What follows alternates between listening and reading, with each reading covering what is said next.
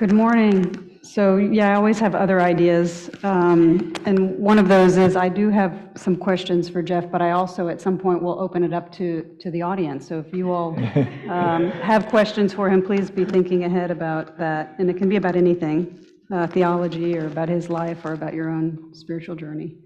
So, all right. Well, to start, I wanted to understand a little bit more about Jeff's artistic practice, because I don't know if many of you know, but since the pandemic, he started drawing, painting with markers and making really beautiful mandalas and writing beautiful prayer books. And he's very prolific. I mean, everything that Jeff does is very, he doesn't just do it halfway, you know, he's all in.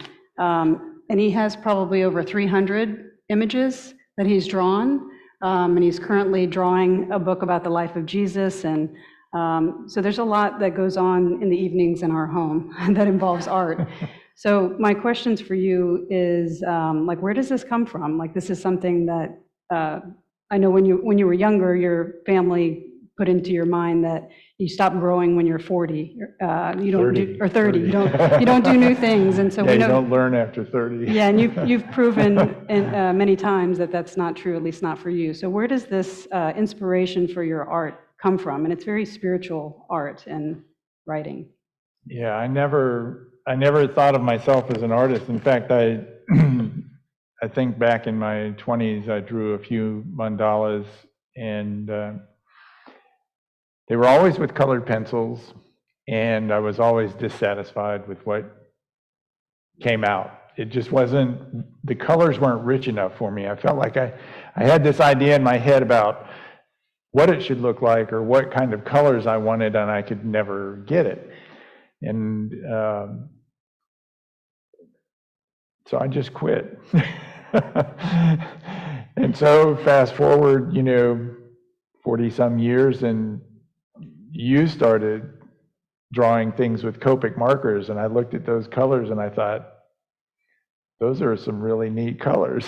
And the ink dries right away, so when you're coloring something with the Copic marker ink, you can keep going because you don't have to worry about smudging or smearing or running or anything like that. And so we started, or I started sitting down at night, and I would just go from start to finish on a mandala and sort of treat it as a meditative practice and just kind of immerse myself in it.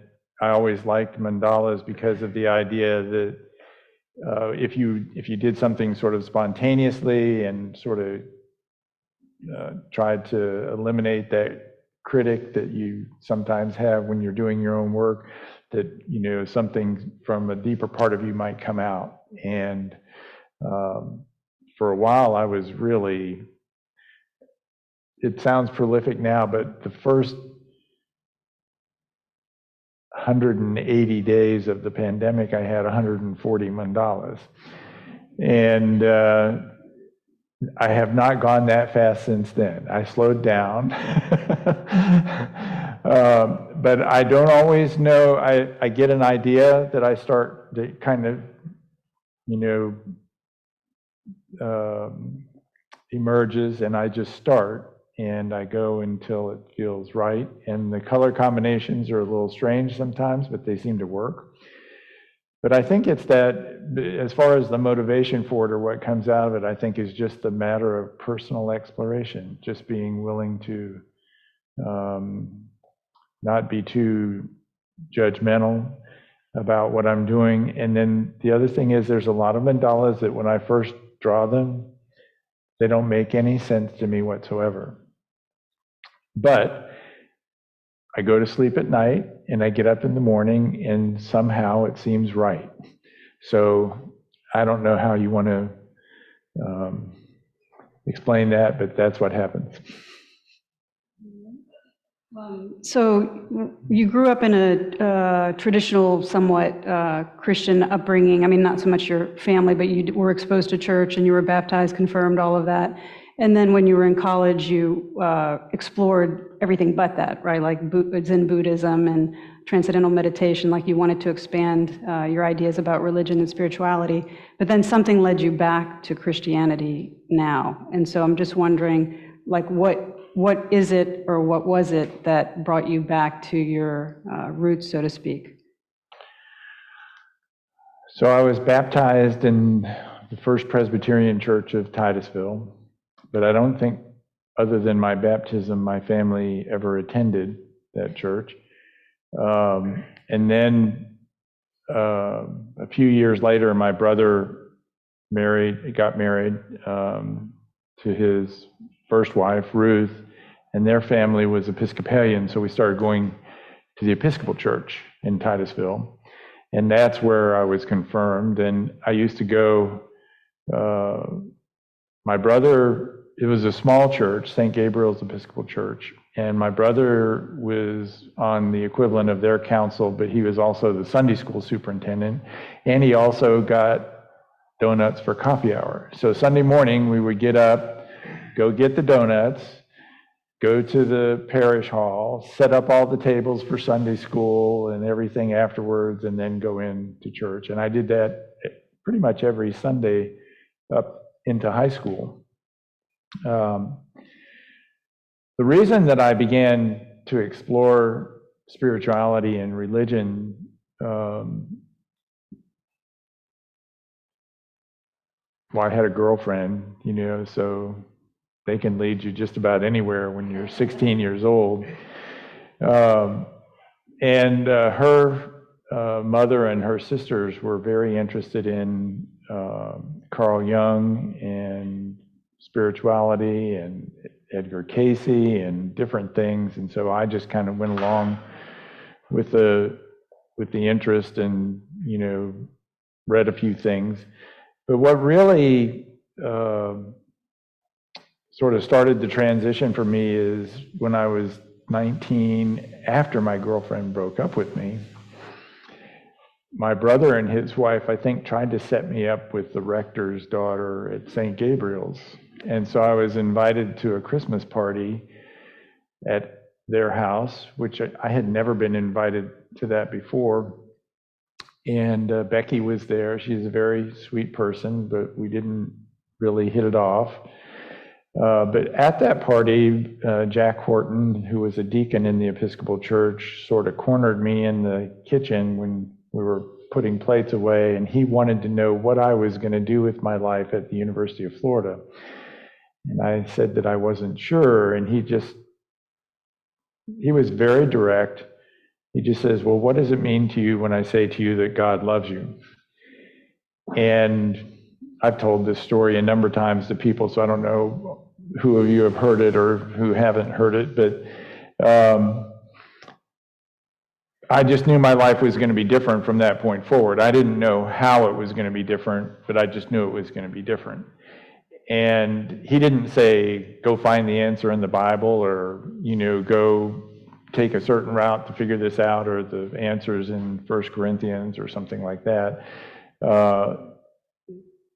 So when I went back to school after that break, I immediately chose religion as my major, and I started by taking the available courses. And the first available courses were Hinduism and South Asian religions, and then there was a humanities course on Buddhist art, and so that just started my journey. And then that same spring, I took transcendental meditation, and I just kind of floated in that kind of an environment for a few years after I got married and had my wife had our first child. It's a very common time for people to think about whether you're going to go to church or not, so we decided to go to a church. And the church that we found, we walked in the door, and it was a small church, the United Church of Gainesville, and we never left after we walked in the door. We stayed there, and I stayed a member of that church until Stelli and I came out here in 2002, so that was approximately 25 years. And it had a theology, or the pastor had a theology that was embracing enough that a person like me that had all of these influences and things could explore those and still be interested in. And just my experience of, well, there is one significant event with Jesus that sort of started the path back, and that was I read the book Autobiography of a Yogi by Paramahansa Yogananda. And as I was reading that book, he embraced his spiritual teachers as well as Jesus. And so there was an exploration of Jesus that was a little bit different than what I was used to reading. And I was alone one afternoon after meditating, using my mantra for transcendental meditation. And in my bedroom where I was living, I had a vision of Jesus come in through the window, sort of pass through me. I felt like I was embraced. There were no words or anything like that. And I felt this intense, like an intense hug. And that was it. No words, no explanation. And so that, I was curious about that. And that became a part of my exploration. And basically what I found, what I think many other people have said, is that if you're interested in spirituality, you can find everything you need there as well as anywhere else in the world. And that happened to be my heritage and my comfort and my experience.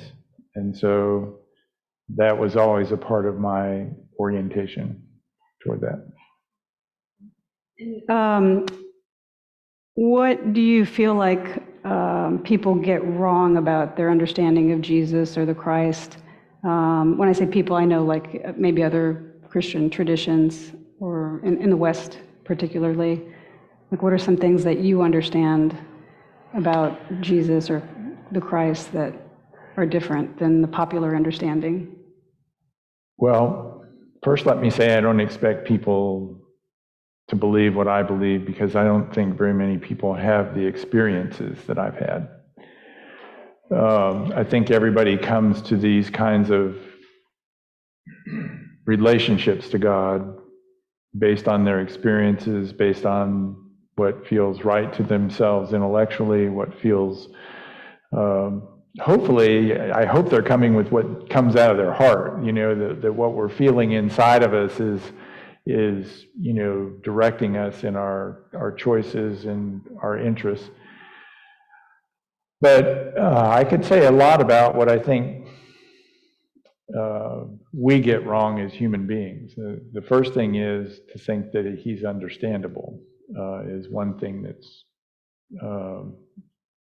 some people believe they understand what he was saying and what he was leading toward. I think we all talk about that, and I give sermons about what I think he meant, but I think that, again, for him, for Jesus, he had his experience of God. So he's got his purpose, and I think that that's one thing that's very misunderstood, and that is that he had his purpose, but we have our purpose. In other words, our purpose isn't being given to us by him. We have to kind of discover our purpose with God ourselves. That's part of our work to do. So that's one thing I think people misunderstand. The other thing is, I think that he did, even though he said he didn't come to abolish the law and the prophets, I think he profoundly changed it. And so to be too biblical, where you're trying to put together or harmonize the Bible from the beginning to the end, I think is a mistake. And I think that there is a transition and a change with his interpretation of a spiritual life. And once you get away from him And if you don't use that lens to look through the Bible, and I would describe that lens as a lens of love and compassion and self-exploration and a bunch of other things, then I think you go astray. But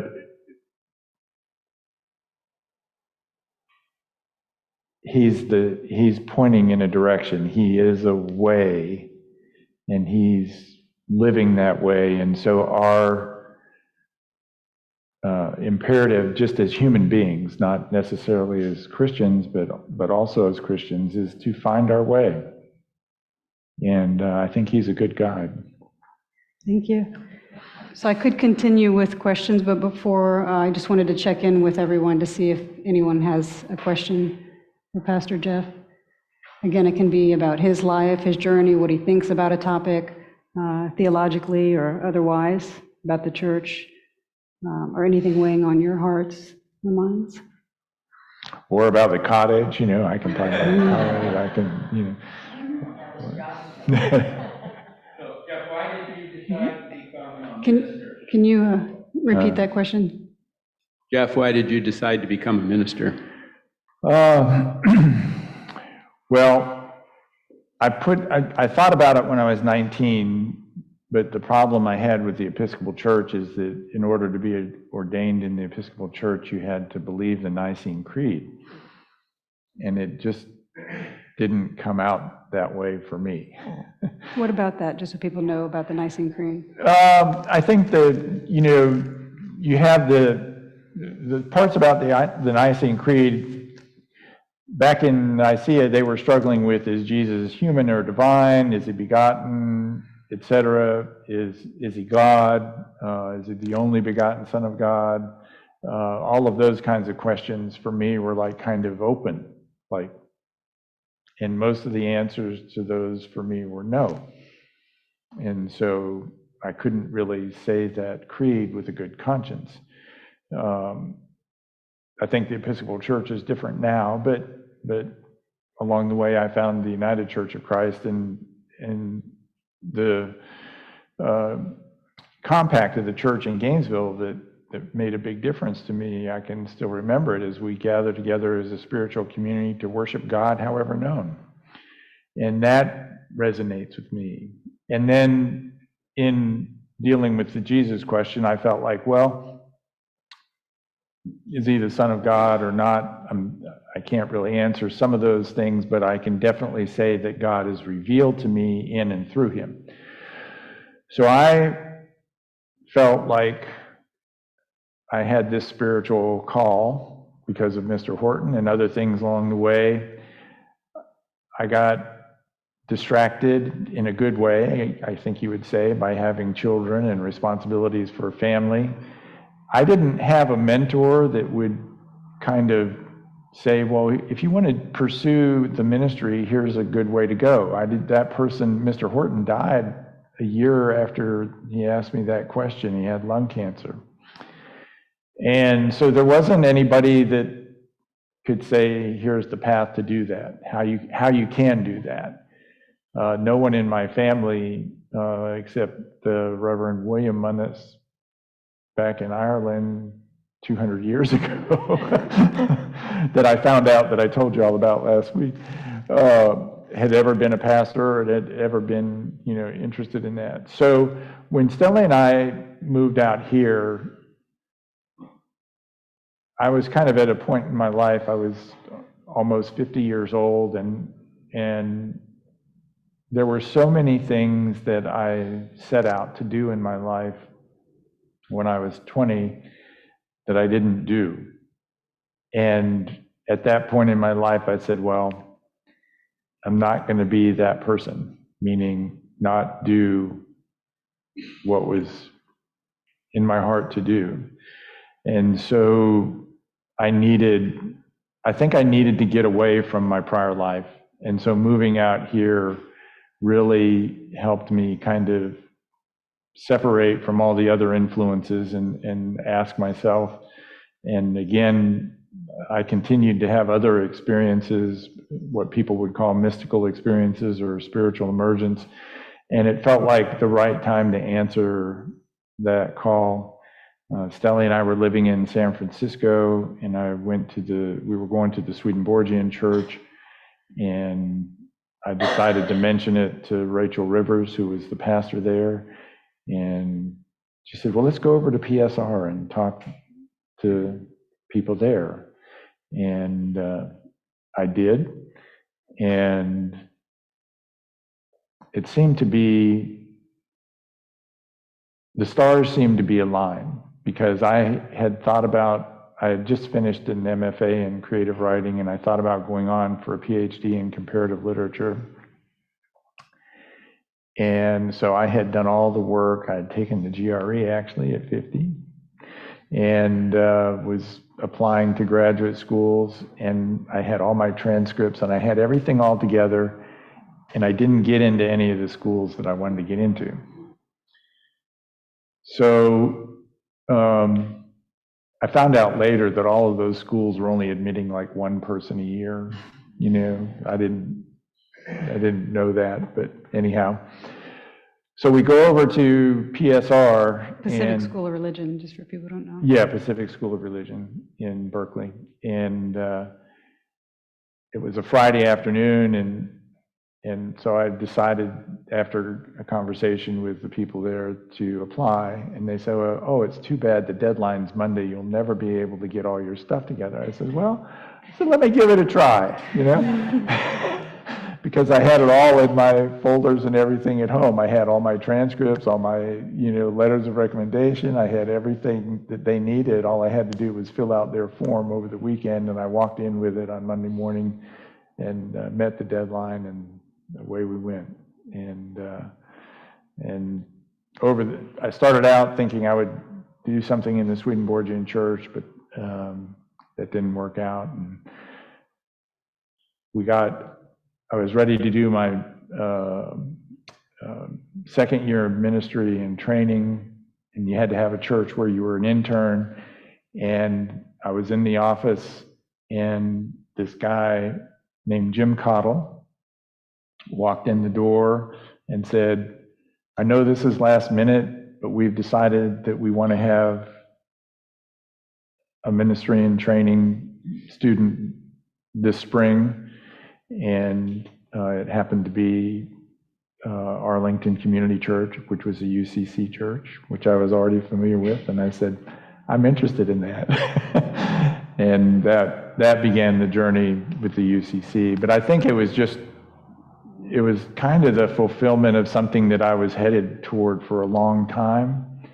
But I needed a number of synchronistic things to happen, and then a number of nudges along the way to get me there. Okay, well, we're pretty much at time, but if anybody has one more question, we can do that. Otherwise, we'll finish. You guys all know me so well, right? Mert has a question, and then we can end on, make it a good one, Mert. It's the last one. Also, I didn't ask a question. Yeah, we can go a little bit longer. Okay, sure.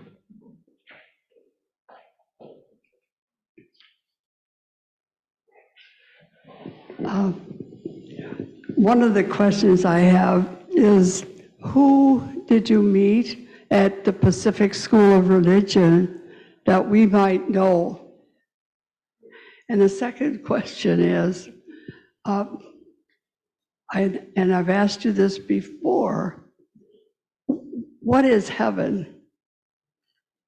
Where is it, and what does it look like? Okay. Obviously, I didn't answer one of those well enough before. I don't know who you might know. I mean, I talked to a lot of people there. The primary person that I talked to at PSR was a man named Jim Lawrence, who's the Dean of Studies for the Swedenborg Schools. Well, yeah, I knew Al Williams. Al Williams, who you all knew, was the interim pastor at Arlington Community Church, where they were looking for the student minister. So that's how. And I've said this to some of you before, and nobody remembers it, but in 2008 or 2009, maybe 2010, I actually did pulpit supply here the week before Lindsay came. But you guys, obviously it wasn't a memorable sermon. It's recorded, I have the recording, I came across it the other day. Yeah, that's why it's darker. It was still gray, but, No, it's darker though. Yeah, it's on the web, yeah, I can share it in the update or something, if you guys want to have a chuckle. so, but anyhow, so there was, I knew Al from the church. Jim Lawrence was the person who was the dean of the Swedenborgian House of Studies, who I met with, and I met with Bill McKinney and others who are part of the UCC.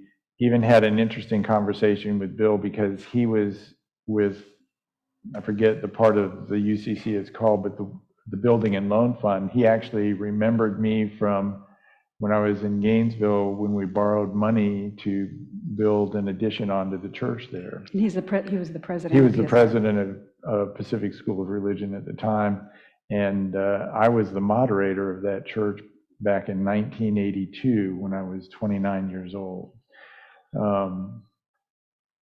So, heaven. Okay.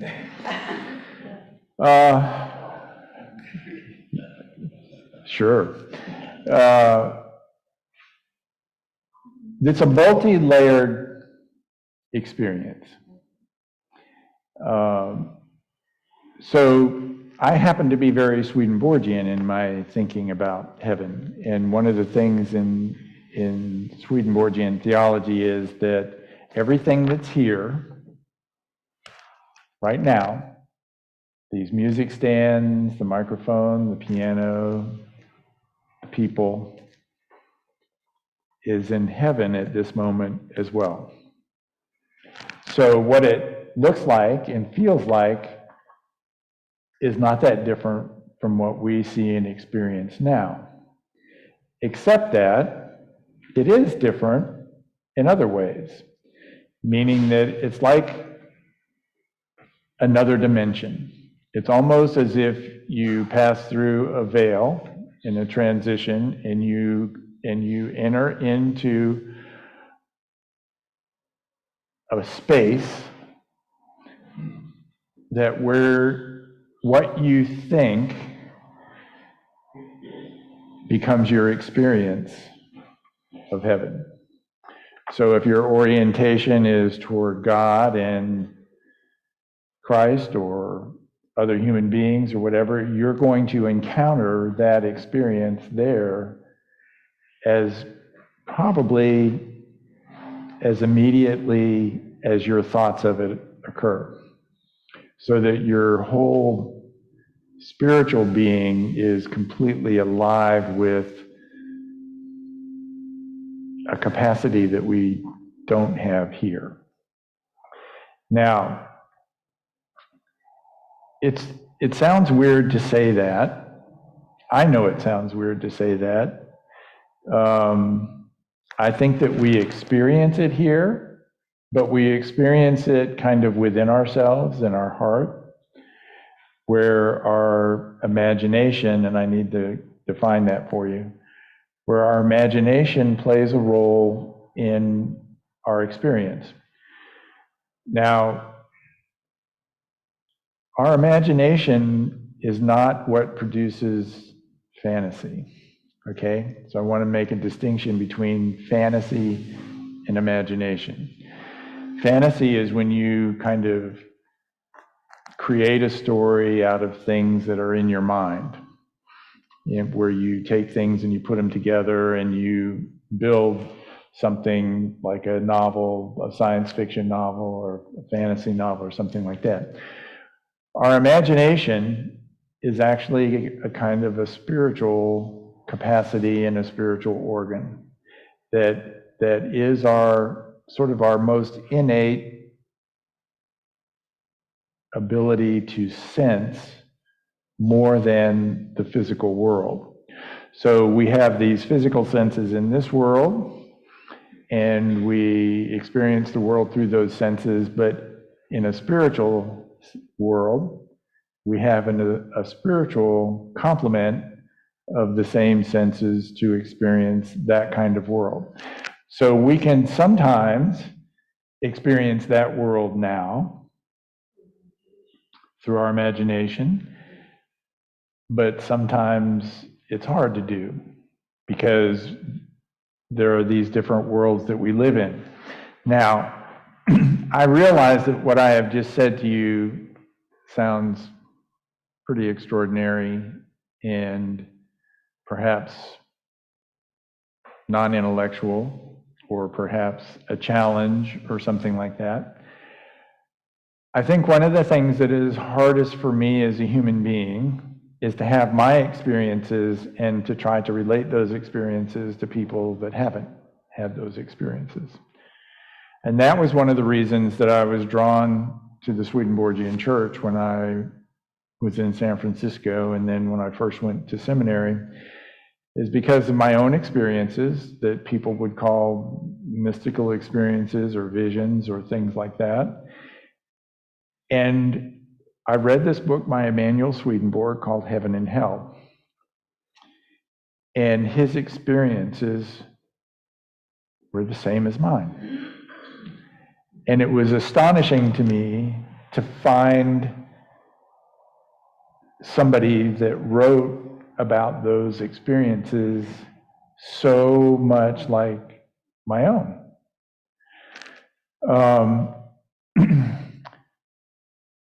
But to be honest with you, when I talk to most people about things like this, they're like, come on. You know, so I don't talk about it a lot in the sense of going out and trying to be a vanguard out in the world and saying, this is what's going to happen to you when you die. Look at where we're going, you know. But I've been here long enough now that I hope that you know I'm not like too weird. And just tell you that that's my experience. I believe that that experience is available to anybody that wants to have it.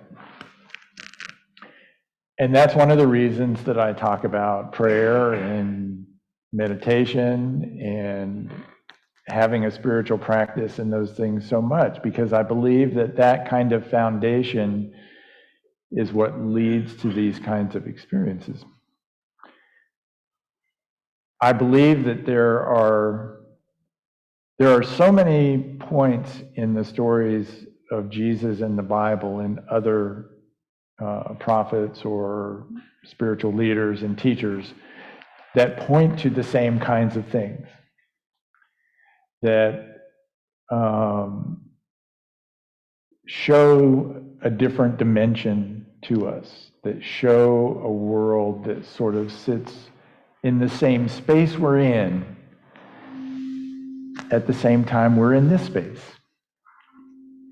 There's a picture that I saw in a book about a German mystic that shows this guy sitting in a field on his hands and knees, and he's sticking his head through this kind of veil that's coming down. And in this world, you know, there's the farm and the pasture and the house and the people and everything like that. But when he's sticking his head through the veil, on the other side, there's all these stars and swirling things and all these amazing, you know, images on the other side. I think it's literally like that. Those pictures don't come from a fantasy. They come from an imaginal realm that I believe is available to us if we open ourselves to it and train ourselves for it. And I think the primary thing that determines that for us is what we love. I've given you sermons where I have told you that we become what we love. And I believe that loving God, loving our neighbor, being just, being kind, combined with a spiritual practice that grounds us in who we are and what our own purpose is, and working from our hearts out into the world is what leads us into that experience. And when we transition from this world to that world, if you've done that work, it's a whole lot easier. And I think that it's everybody's birthright. I don't think the gates of hell exist to keep people in. They're really there to keep people out. And the only people that really go in are people that choose to. And I know that that's an astonishing thing to say as well, but I'll leave that for another time. Thank you, Mert. So is it okay to transition? I don't know. What, yeah, I'm just. Did anybody else have a question? Right, if anybody online would like to Oh, ask right, anything. okay.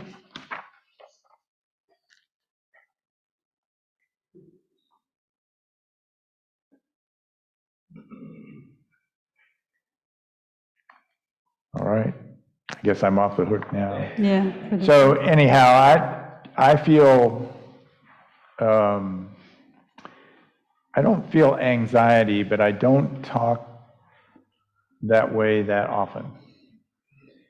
And I'm happy to explore any of that with anybody that has any questions or that wants to hear more about that kind of experience. And my guess is that there are many of you who have had similar experiences, but you don't talk about it because it's not always that easy to talk about.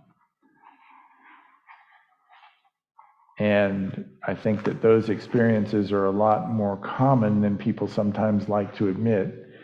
And it's not an easy thing to say to anybody if you don't believe that you're going to get a good reception, or if somebody's going to challenge you, or if somebody's going to argue with you and wants to intellectually debate it. It's not something that is easy to live with in that sense. I've lived with it long enough now that, and I'm almost 70 years old, it's like, this is my life, this is my experience. These are the things that happen to me. If you get something from it, great. If you think I'm a nut, okay. But here I am, and we go from there. Thank you. Yeah, thanks.